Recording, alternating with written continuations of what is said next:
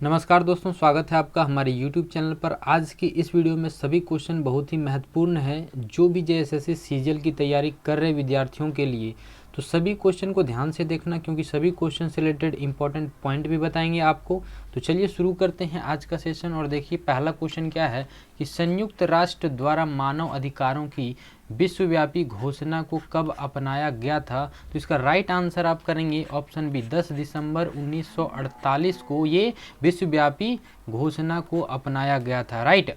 इसका मुख्य कार्य जो प्रतिवेदन तैयार करना, अधिकारों के अंतर्राष्ट्रीय विल, नागरिक स्वतंत्रता, स्त्री दशा एवं मानव अधिकार से संबंधित था। तो सभी पॉइंट आप याद रखेंगे। चलिए नेक्स्ट क्वेश्चन की ओर बढ़ते हैं। देखिए नेक्स्ट क्वेश्चन है, निम्न में से किन्हें भारत के अंतरिक्ष कार्यक्रम का जनक माना जाता है। अंतरिक्ष कार्यक्रम का जनक जो माना जाता है, आप ऑप्शन ए करेंगे, विक्रम साराभाई को माना जाता है। क्या? तो अंतरिक्ष कार्यक्रम का जनक माना जाता है। ठीक है। और इन्होंने Indian national committee for space research में 1962 में भाग लिया था। कब लिया था? तो 1962 में। और इन्होंने भारत में प्रमुख ऊर्जा विकसित करने में भी मदद किया था। किन्होंने? तो विक्रम साराभाई ने। ठीक है। चलिए नेक्स्ट प्रश्न की ओर बढ़ते हैं। देखिए नेक्स्ट क्वेश्चन है, भारत में दूसरी सबसे बड़ी जनजाति कौन है। तो इसका राइट आंसर आप करेंगे ऑप्शन डी, भील। ठीक है। चलिए नेक्स्ट क्वेश्चन की ओर बढ़ते हैं। देखिए सभी क्वेश्चन जो भी यहाँ हम आपको करवा रहे हैं बहुत ही इंपॉर्टेंट प्रश्न है। चौथा प्रश्न है, निम्न में से किसे 2019 में कुश्ती में राजीव गांधी खेल रत्न पुरस्कार दिया गया है। तो इसका राइट आंसर आप क्या करेंगे? ऑप्शन सी, बजरंग पुनिया को दिया गया था। ठीक है। बजरंग पुनिया जो है वो फ्री स्टाइल पहलवान है और ये 65 किलोग्राम भार वर्ग में प्रतिस्पर्धा करता है। कितना? तो 65 किलोग्राम। ठीक है। ये पॉइंट आप याद रखेंगे। और जो बजरंग पुनिया है वो कहाँ से हैं? तो हरियाणा से हैं। ठीक है। ये भी पॉइंट आप याद रखिएगा क्योंकि इससे भी पॉइंट आपसे सवाल पूछा जा सकता है। और उन्होंने विश्व कुश्ती चैंपियन में 3 पदक जीते हैं। कितना पदक? तो 3 पदक। ठीक है। अब अगर बात करें राजीव गांधी खेल रत्न पुरस्कार, तो भारत का खेलों में उपलब्धि के लिए दिए जाने वाला सर्वोच्च सम्मान है। ठीक है। सर्वोच्च सम्मान जो खेल रत्न पुरस्कार होता है वो क्या है? तो राजीव गांधी खेल रत्न पुरस्कार। ये पुरस्कार जो है वो 1991 से 1992 में स्थापित किया गया था। भारत सरकार द्वारा प्रदान किया जाता है। और सबसे पहला जो राजीव गांधी खेल रत्न पुरस्कार मिला था उनका नाम क्या था? तो याद रखिएगा, विश्वनाथन आनंद। क्या नाम था? तो विश्वनाथन आनंद नाम था उनका। सबसे पहला राजीव गांधी खेल रत्न पुरस्कार जो मिला था। अगर हम यहाँ बात करें बजरंग पुनिया की, तो ये 2019 में इनको मिला था, कुश्ती के लिए मिला था। ठीक है। चलिए नेक्स्ट प्रश्न की ओर बढ़ते हैं। देखिए नेक्स्ट प्रश्न क्या है, निम्न में से कौन सा आपदा के बाद का उपाय है। आपदा के बाद का उपाय कौन सा है? तो आप क्या करेंगे? ऑप्शन डी, पुनः निर्माण है। इसका राइट आंसर क्या होगा? तो पुनः निर्माण होगा। ठीक है। ब्रिटिश प्रधानमंत्री विंस्टन चर्चिल ने नोबेल पुरस्कार जीता। किसके लिए जीता था? तो आपका आंसर क्या होगा? साहित्य के लिए। ऑप्शन डी आप आंसर करेंगे। ठीक है।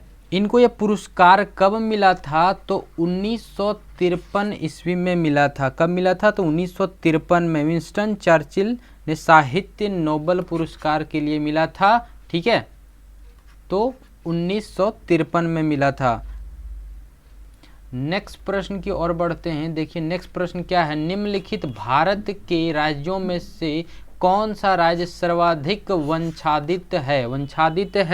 तो इसका राइट आंसर आप क्या करेंगे? ऑप्शन डी करेंगे। मिजोरम जो है भारत के सभी राज्यों में से सर्वाधिक वंशादित है। ठीक है। इनका वंशादित परसेंटेज की अगर हम बात करें तो 84.53% है, लगभग आपका ये है। और सेकंड नंबर पे आता है आपका अरुणाचल प्रदेश जो 79.33% है। थर्ड नंबर पे आता है मेघालय जो 76.00% है। फोर्थ नंबर पे आता है मणिपुर जो 74.34% है। ठीक है। चलिए देखिए, नेक्स्ट प्रश्न है, भारत के प्रधानमंत्री द्वारा शुरू की गई रो रो फेरी किन दो स्थानों को जोड़ता है? तो इसका राइट आंसर जो आप करेंगे ऑप्शन बी, घाघो और दाहेज को ये जोड़ता है। कौन कौन? रो रो फेरी जो दो स्थानों को जोड़ता है वो घाघो और दाहेज को जोड़ता है। ठीक है, नेक्स्ट प्रश्न देखिए, अगला प्रश्न है, भारत में वायु परिवहन कब प्रारंभ हुआ था? भारत में वायु परिवहन कब प्रारंभ हुआ? तो आप आंसर करेंगे ऑप्शन बी, 1911 में ये प्रारंभ हुआ था। ठीक है, नेक्स्ट प्रश्न देखिए क्या बोला गया कि भारतीय राष्ट्रीय ध्वज के प्रारूप को किस दिन स्वीकार किया गया था? तो इसका राइट आंसर आप करेंगे ऑप्शन डी, 22 जुलाई 1947 को जो है ये स्वीकार किया गया था। क्या चीज़? तो भारतीय राष्ट्रीय ध्वज के प्रारूप को स्वीकार किया गया था। ठीक है, चलिए नेक्स्ट प्रश्न देखिए क्या बोला गया है, भारत में राष्ट्रीय मानवाधिकार आयोग का वर्तमान अध्यक्ष कौन है? तो यहाँ पे आपका ऑप्शन नहीं है, तो आप ऑप्शन क्या करेंगे, लिखना होगा कि आपको न्यायमूर्ति अरुण कुमार मिश्रा। क्या नाम है? न्यायमूर्ति अरुण कुमार मिश्रा उनका नाम है, जो अभी राष्ट्रीय मानवाधिकार आयोग के वर्तमान में अध्यक्ष हैं। ठीक है, कब बने थे? तो 2021 में बने थे। ये पॉइंट आप याद रखिएगा। चलिए नेक्स्ट प्रश्न की ओर बढ़ते हैं। देखिए क्वेश्चन है, राष्ट्रीय आपदा प्रबंधन प्राधिकरण का गठन कब हुआ था? तो आप आंसर क्या करेंगे? आंसर आप करेंगे 2005 करेंगे आंसर, यानी कि 23 दिसंबर 2005 को जो है वो आपदा प्रबंधन प्राधिकरण का गठन हुआ था। ठीक है, चलिए नेक्स्ट प्रश्न देखिए क्या है, निम्नलिखित में से किस परमाणु ऊर्जा संयंत्र की स्थापित क्षमता सर्वाधिक है? तो आप आंसर करेंगे तारापुर। ठीक है, तारापुर इसका करेक्ट आंसर होगा। दोस्तों परमाणु ऊर्जा संयंत्र जो है भारत का पहला परमाणु ऊर्जा संयंत्र है।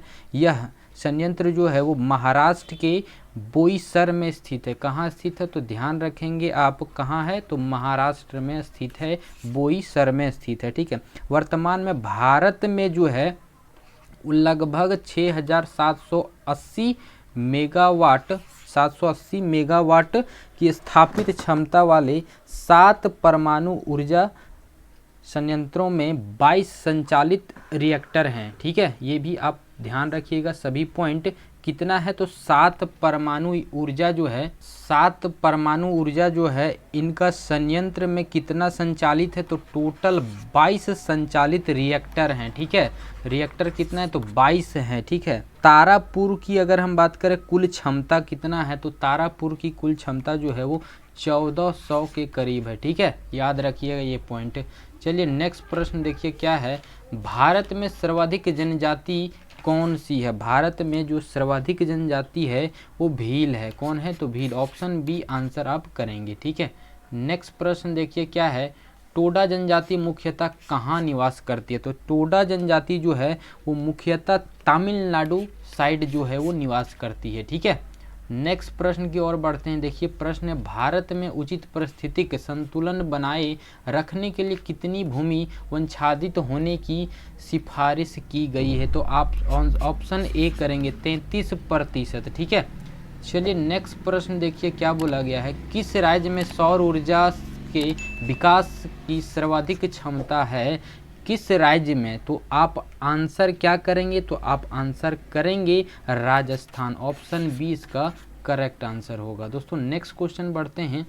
देखिए सभी क्वेश्चन जो हम यहाँ करवा रहे हैं आपके लिए एसएससी सीजीएल और जेएसएससी सीजीएल के लिए बहुत ही इम्पॉर्टेंट है। ठीक है, देखिए क्वेश्चन है, हिंदी के पश्चात कौन सी भाषा विश्व में सर्वाधिक बोले जाने वाली भाषा है? ये बहुत ही इम्पॉर्टेंट है, तो आप आंसर ऑप्शन करेंगे डी, यानी कि बंगाली। ठीक है, नेक्स्ट प्रश्न देखिए क्या बोला गया है कि भारत के किस राज्य में सड़कों का घनत्व जो है वो सर्वाधिक है? तो सड़कों का घनत्व सर्वाधिक है ऑप्शन डी, केरल साइड जो है, केरल राज्य में सबसे ज़्यादा सड़कों का घनत्व जो है वो सर्वाधिक है। ठीक है, नेक्स्ट प्रश्न देखिए क्या बोला गया है, आज के क्लास का अंतिम प्रश्न है, भारतीय चारागाह एवं चारा अनुसंधान संस्थान कहाँ स्थित है? तो आप आंसर करेंगे ऑप्शन डी, झांसी में स्थित है। तो दोस्तों इस वीडियो में इतना ही, मिलते हैं नेक्स्ट वीडियो में। वीडियो आपको कैसा लगा कमेंट करके ज़रूर बताइएगा।